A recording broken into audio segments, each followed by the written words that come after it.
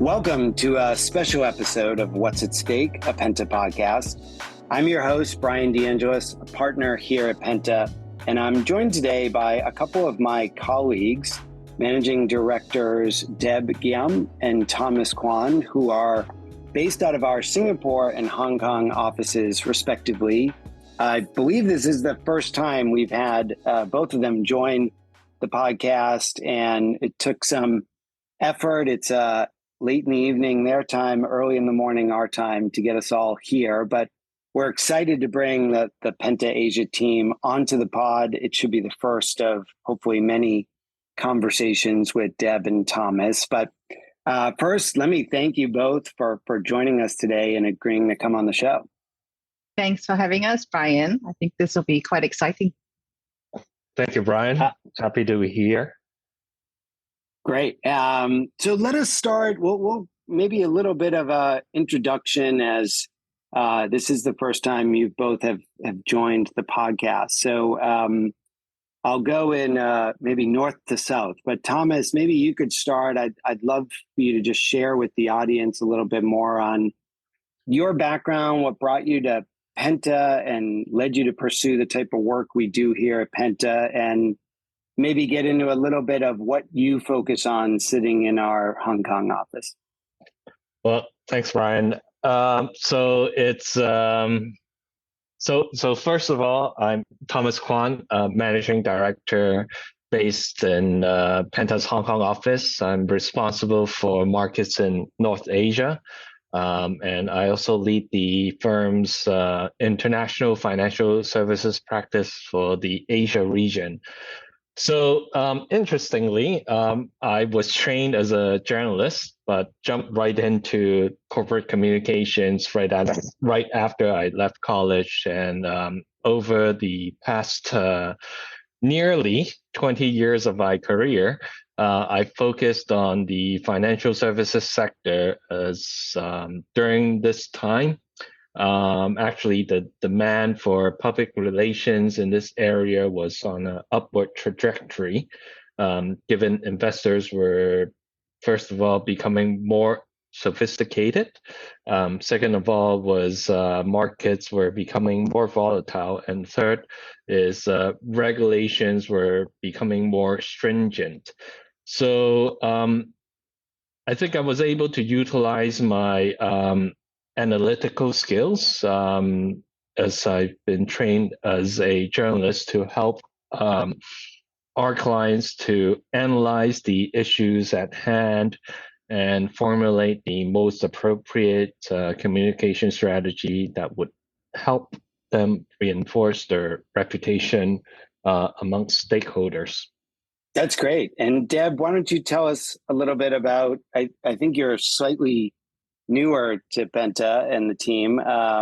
Tell us a little bit about what brought you here and what you're focused on in Singapore. Thanks, Bryan. So I am Deborah Giam, the managing director for the Penta Singapore office. I've already worked over 20 years in communications in several different forms. I started as a journalist writing feature-length pieces before I moved into digital work, where companies were just looking to start up websites and establish an online presence. That's how long ago that was. I have also done several agency and in-house roles across many different industries. But it was really this range of industries, plus the government affairs work and the policy work that we do in Penta, that really attracted me to the company, because it's quite an exciting arena to be in. And I'm very fascinated with the relationships that get built and the work that gets done. That's great. I'm particularly excited about this too. I know I'm the host, not the one being interviewed, but what's so exciting about Penta for me is exactly this opportunity. You know, we've had a lot of clients, and you both have sort of hinted to it. We do a lot of financial services work in the United States, and for years had to, kind of stop that work at the border. But now we have this opportunity to work closely with you two and with your colleague, Sean, who's our partner over in the Asia practice area as well, on financial services, on crypto, on AI, a lot of these kind of global trends that, are impacting everyone from Europe to Asia to certainly the United States. So That's kind of where I wanted to go with the conversation. As we think about ourselves as a global firm, our Asia offices do track some of these most pressing topics in the APAC region. I named a few, and maybe they're the same ones, but what are some of the current global trends or business trends that you all are seeing across the issue landscape, particularly on the Asian front? I think on the Asia Pacific sentiment front, environmental issues, definitely one of those that are near the top of that list. It's a very wide ranging sentiment around it. We've got developing markets like Indonesia, Vietnam, and Philippines, and they're not feeling very positive about being able to make enough changes in time, to hit these climate goals. But we've also got more advanced markets like Australia and Japan who feel very positively about it. So what we do know is that across the board, every government is taking action towards sustainability and renewable energy. But it's really difficult as a region to make sure that everyone as a whole can really achieve these goals. And Thomas, what about you? What are some of the things you're kind of following? Yeah, I think like one of the main issues, at least from where I'm sitting right now in Hong Kong, and of course I mentioned I look after North Asia, is that geopolitical tensions is certainly an obvious one. And one of the things that what we do on a daily basis is to really stay on top of such developments. So it's and staying on top of these developments also means that we need to maintain a objective view and to provide our clients with the appropriate counsel to help them navigate through the environment. And what is more important is to help them avoid any potential pitfalls that could damage their reputations. So, and I think another issue, which I think many markets are around the world right now are facing, is the slowing economic growth. Or is it? Right. I think there's really a lot of questions about that. So like we see the reported headline numbers, and they obviously paint a very mixed picture on the macro level. But one thing that I always think about is like, what is the sentiment on the ground? And then could we look at any alternative sources of information that could really reflect this type of sentiment that's on the ground?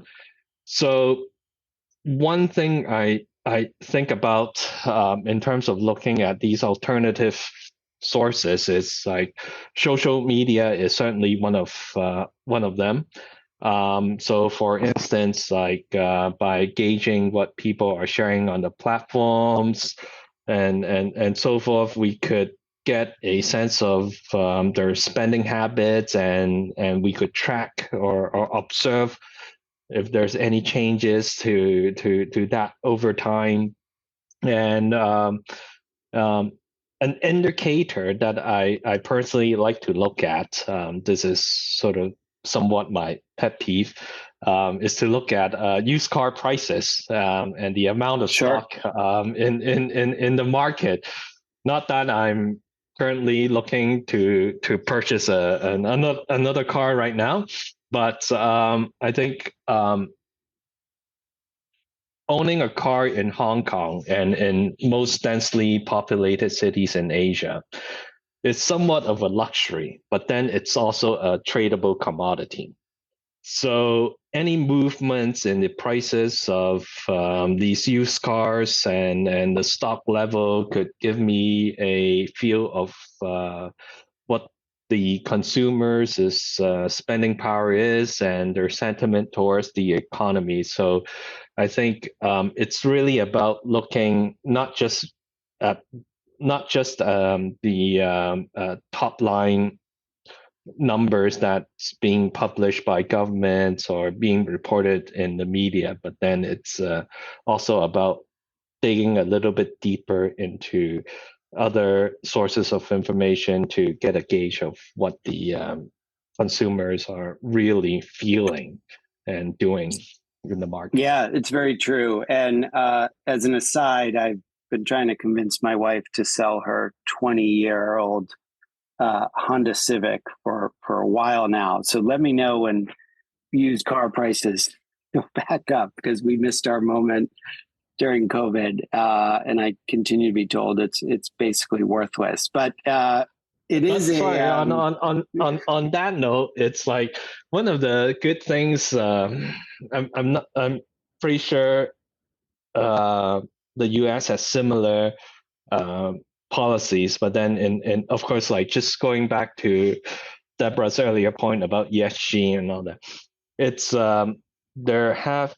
there are programs in Hong Kong to sort of trade in your used cars for, and the concession is actually pretty attractive.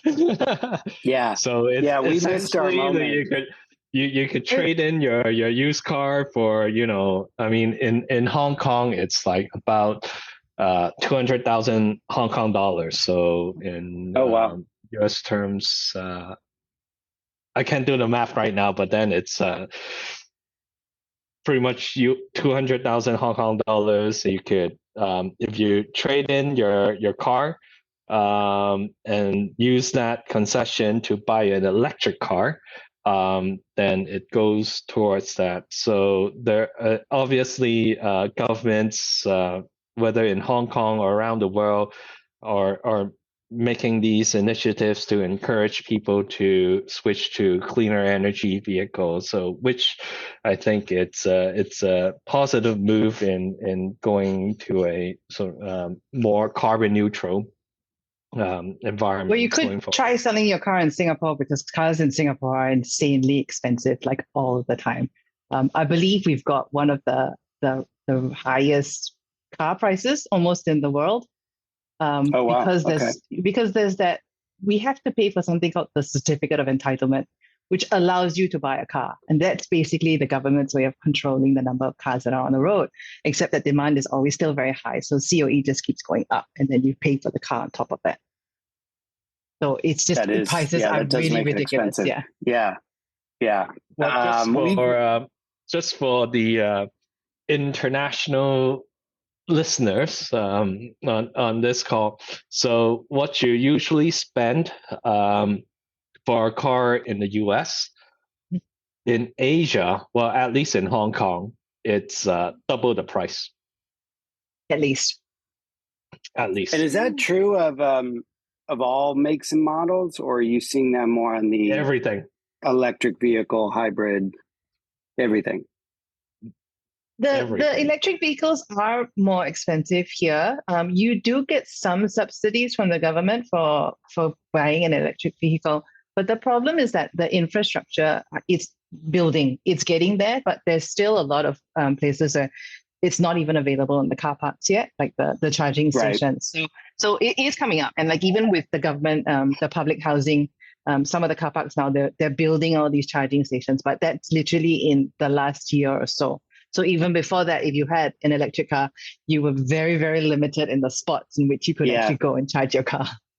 We're seeing obviously a big development on this front. I mean, it started years ago, but what we call the Inflation Reduction Act, which was, a huge initiative by the Biden administration last year. It's a lot of incentives for electric vehicles. It's a lot of incentives to go build out charging stations across the country. It obviously led to some labor strife, as we saw with the car companies. I'm sure you all saw some of those headlines as well. But it's quite a build out right now, and a movement where over the next year or so, there'll be a lot of incentive to get more electric vehicles on the road. Yeah, definitely. Let me jump back. Thomas, you mentioned, some of the things you like to look at. I did want to ask a similar question of, both of you of the kind of tools, whether it's, some of the in-house tools that Penta uses or others that your teams are using to help kind of narrow in the focus and, really zero in on the results for clients. Anything in particular you're both, making use of now as Penta? Definitely the Penta Live platform is something that we have been using quite frequently to sort of assess the the sentiment and of course the momentum of certain issues for our clients. But what I want to say is that there are still some sort of well, these tools are very good, but then as I said before, it's really down to the local knowledge, local expertise into identifying some of the issues that are not being reported in mainstream media. And I think that is the strength of our team because we're on the ground. We work with our colleagues and partners in the various jurisdictions to really suss out the sort of the I wouldn't say unknown, but then the less reported issues or concerns that local consumers or stakeholders might have that are really not being reported in mainstream media. And that is actually the gist of the information that is needed to help guide our clients in terms of what the actual sentiment is on the ground. So if we're just looking at headline numbers and what's being reported in mainstream media, that is good. It's a good reference. But then in terms of helping them navigate through the local campaigns or local initiatives that they want to embark on, then having that local insight is really, really important to help them on that. Yeah, I couldn't agree more. Please go ahead, Deb. No, I was going to say to Thomas's point, like Penta Live has really been amazing. It really focuses on the issues and trying to figure out what those are, particularly for different clients in different industries. So depending on the region that we want to look at, so sometimes it's just not just Singapore. We're looking at Asia Pacific or specific countries that we want to go into, and we can really narrow down what we're trying to find. There's also a lot of research that we do, particularly when we come across a issue that a client may be facing, and we try and find out, we dig a little bit, try and find out what were causing those issues, and potentially with Penta Live and the information that we get, what we are looking at the future. And then we're always looking through the reports that our analysts send out and having a look and seeing what could be ideal for our customers or our clients to know about, and sending it through to them and going, hey, so we've got this intelligence, we've got this knowledge. We really think that you should be having a look at that and understanding that, we have all this that we can always feed to you, and we can always send it through to you so that you also know what's coming up next. There is a lot of conversations that we have ongoing also with government agencies, just to really give us more help with the insights that we need when we're talking with our clients and when we're advising them as well. I think that piece too is critical. I mean, I agree with everything that's been said, but what really feels like is a differentiator for Penta compared to other firms I'm familiar with is yes, the data is terrific, but you can't just operate with the data alone. It's really having those insights from the folks that know how to direct the data, and we're learning this more and more, I think, in the world as folks adopt to AI. But that ability to direct the research and the question and what you're trying to unlock, and then really that whether it's government or journalism, but just that on the ground experience and those conversations folks are having to add insights and perspective to the data is what I have found as some of my clients have started to want to learn more about something happening in Singapore, if it's a crypto client, for example, or I work with an aviation company that's trying to unlock more in India and Brussels, and it's being able to connect both the expert and the data with those folks that really kind of illuminates some of the issues they're working on. And just to add to that point is that I know that like for certain agencies and clients, they would think that, all right, if I am in a certain market, then I would need I would engage with a local agency to provide me with certain perspectives for that market. But the thing I think is that whilst it's good, but then it's like you also need to be cognizant of whether or not that particular agency is very much immersed in the local market, and their perspective might be a little bit, honed into what the local market is like.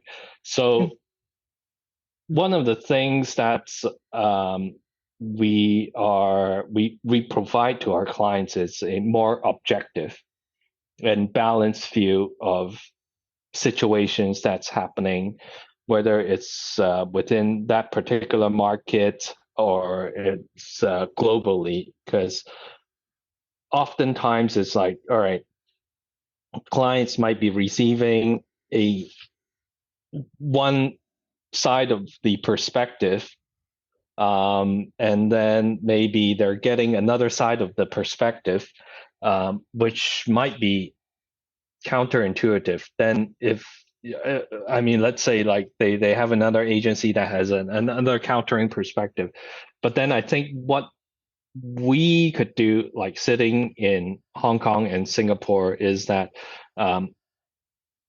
we are in a international market, and part of our job is to really to provide and analyze the news that's coming in from either the east or west or in whichever market that's the news pertaining to our clients are coming in, and we analyze those information and provide a objective perspective for our clients so that they could make the most informed decisions to help them navigate through the environment, and potentially if it channels up to the higher powers, then of course that would be great. But then it's our job to provide that objective perspective for them, make the most appropriate recommendations, so that because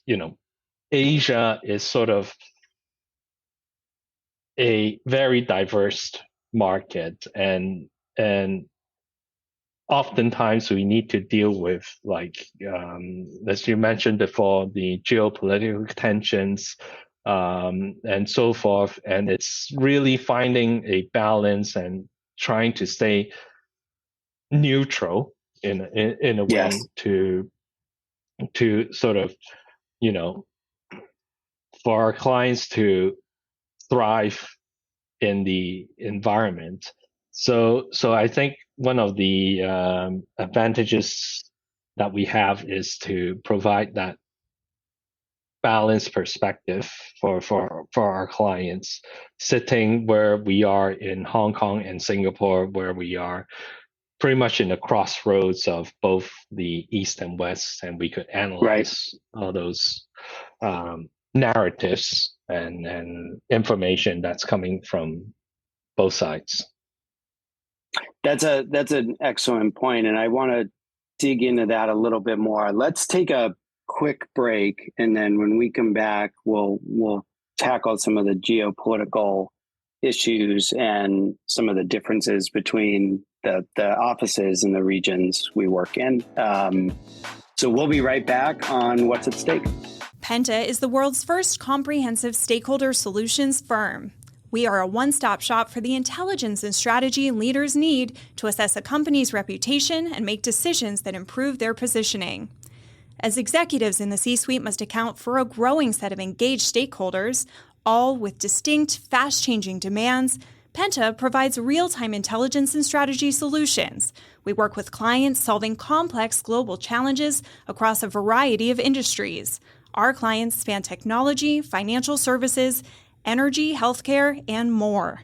To learn more about how Penta can support your company, check out our website at pentagroup.co, our Twitter at pentagrp, or find us on LinkedIn at Penta Group. Welcome back to What's at Stake. Let's dive back in. We left off on starting to talk about some of the geopolitical tensions, opportunities, issues in not only the region, but really what's playing out in the world. Let me start, though, in the region. I would love to get a sense from the two of you. What are some of the ways your two offices in Asia work together, or maybe what are some of the ways you all are a little bit different focus, if that's the case, between both Singapore and our Hong Kong offices? Why don't I take a first stab at this? So I think in terms of our clients, it's whenever our clients engage us, it's usually a regional remit. So we work closely with our Singapore team, with Deborah and team on the corporate communications or any other external communications needs that are required by our clients. So I think we have quite a collaborative relationship, not only between our teams, but then with clients as well. So this is something that I think some of our or let's put it this way, some people would think that, oh, okay, working in Hong Kong means working in Hong Kong, working in Singapore is working in Hong Kong, but no, that's not the way things work. So it's really leveraging the experiences from the Hong Kong team, the Singapore team, or other offices in the region to really pull in the best practices to deliver the most impactful results for our clients, or from a client's perspective, is delivering the most impactful results for their firm. So I think from what people might have read in mainstream media is that there is this competing sense of competition between Hong Kong and Singapore. But I mean, from a working level and from my perspective, this is really not the case. It's really it's a collaborative situation, and both markets need each other because each of them have their own strengths. So it's really thinking about what one market has done really well and what the other market has done really well as well. And we share our experiences to think about how we could make things better for not just for both markets, but then for the region as a whole. So it's really thinking about what would be the best possible outcomes for our clients, our stakeholders, and so forth. I think in a nutshell, the two offices work very closely with each other. We collaborate quite a lot. There are clients that we will have people from Hong Kong work on and people from Singapore working on. But it really is us working as one team to make sure that the clients get what they need with whatever outreach that they're trying to do. We've obviously each got our own strengths and areas of focus, but by and large, we're happy to work together to make sure that we've got the results that we need to get.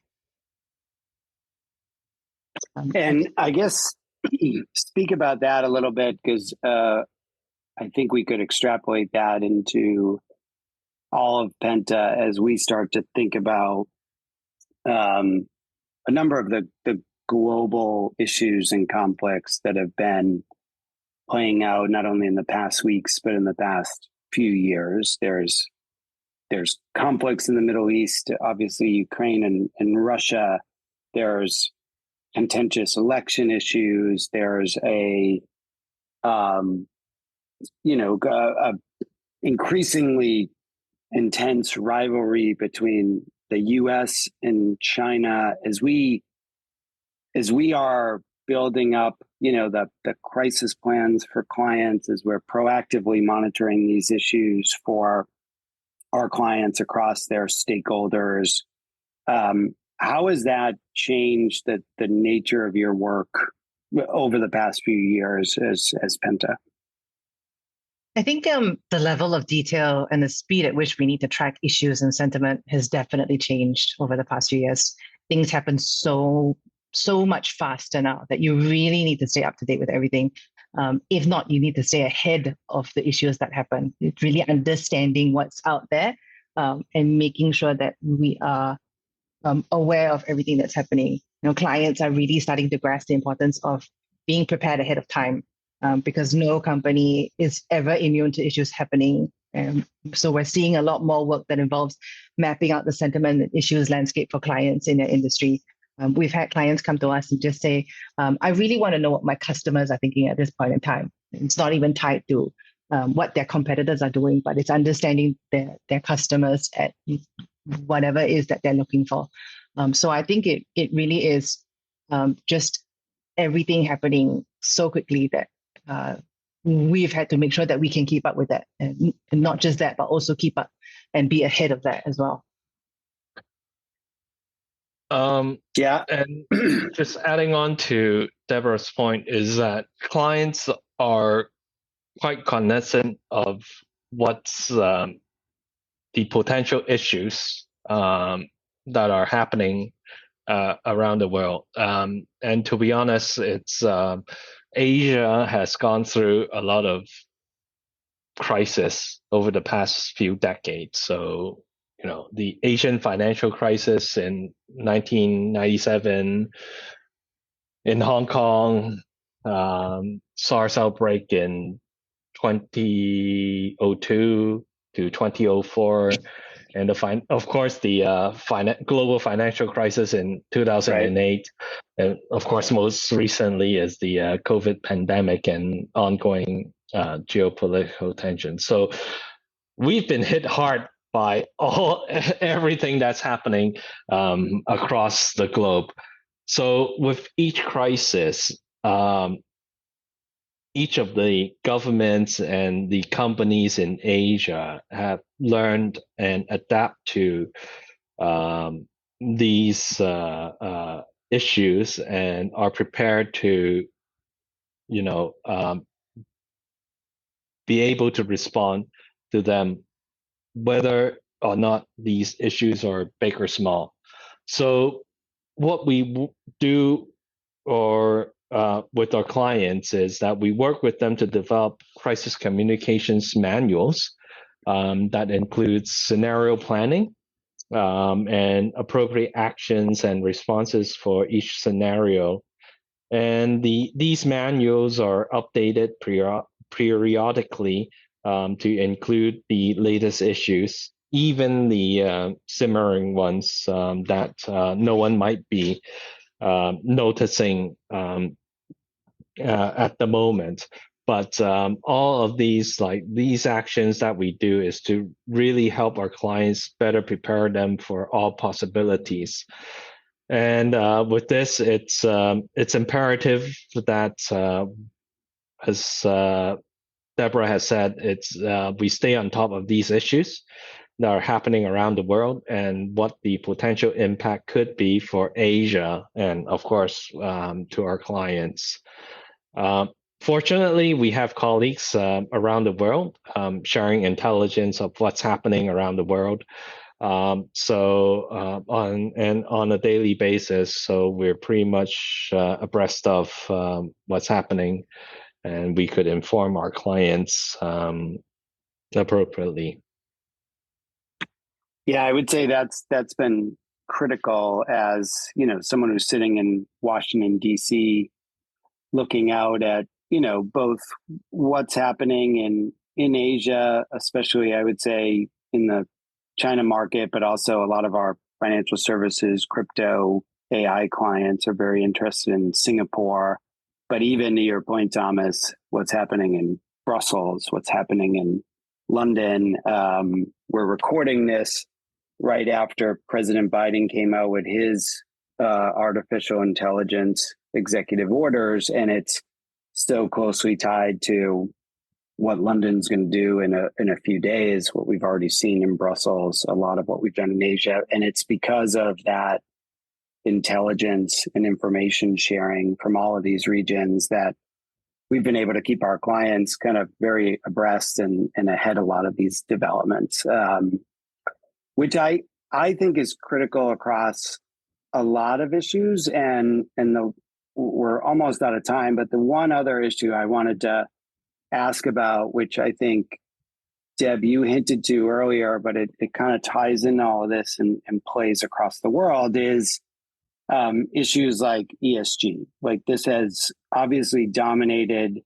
some of the Western corporate landscape, but it truly has a broader global impact. And as we think about COP28 and even the APAC Global ESG Summit, I'm curious how you all are advising clients, or what you're hearing from clients around how they view climate commitments, some of their internal initiatives. And it's gotten a little politically dicey here in the United States around communicating some of your goals, but I'm curious how you're working with clients to communicate, their goals in your region.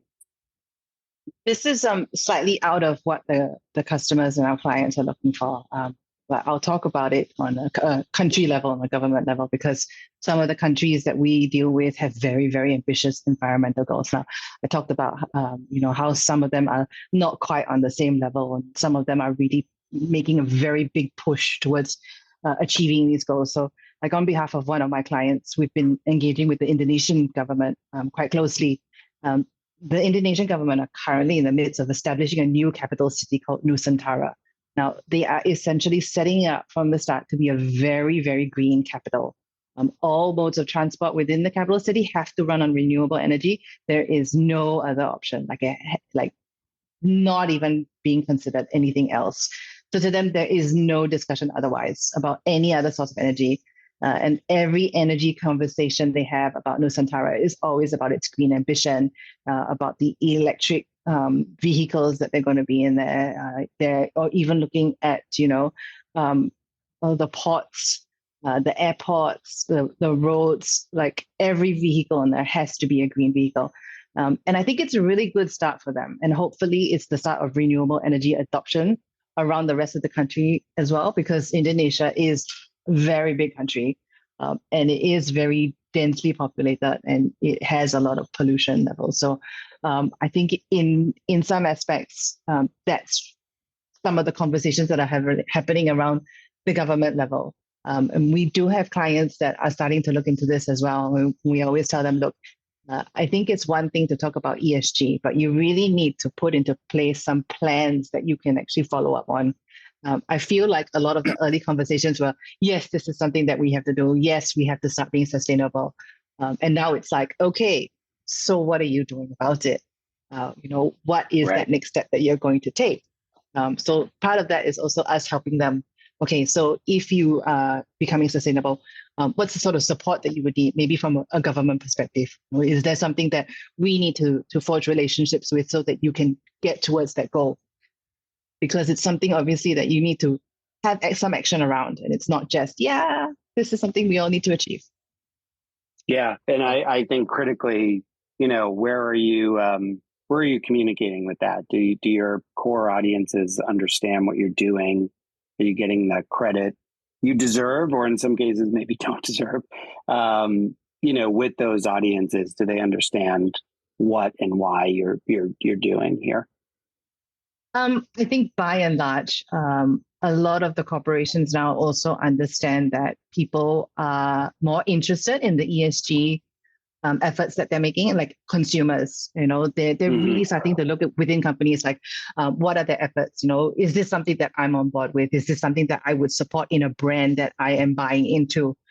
So I think that they're understanding that a little bit more now, and they're knowing that that's something that they really need to have some action behind. So they are listening. Putting the plans into place is a slightly different matter, but I think the intention is there. So they're starting to at least look at more tangible ways of achieving what they need to do. Great. Well, I would love to keep going, but I think we are at time. So I hope this is the first of many conversations we have, both with the two of you about what's happening in the region, but even more so having you join some of our other conversations with our experts around the world as we dive into different issues on what's at stake, and really try to crack some of the public affairs and communications challenges that a lot of our clients are facing. But with that, Deb, Thomas, thank you so much for joining the show today. I really enjoyed having you on.